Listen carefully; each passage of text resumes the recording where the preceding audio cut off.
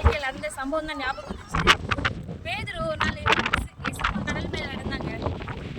ஏசப்பா கிட்ட கேட்டா, ஏசப்பா நானும் இது மாதிரி நடந்து வரணும், நீ விசுவாசியம் நடந்து வரலாம் அப்படின்னு சொன்னாங்க. அதே போல பேதுரு கடல் மேல நடந்து வந்தாரு. இல்ல நம்ம என்ன தெரிஞ்சுக்கிட்டோம் அப்படின்னா, வேதத்துல ஒரு அழகான வசனம் இருக்கு, என்னை விசுவாசிக்கிறோம் நான் செய்த கிரியைகளையும் செய்வான், இவைகளை பார்க்கலும் அதிகம் செய்வான். அப்ப extraordinary things, super natural things நம்மளும் செய்ய ஆசைப்படணும்.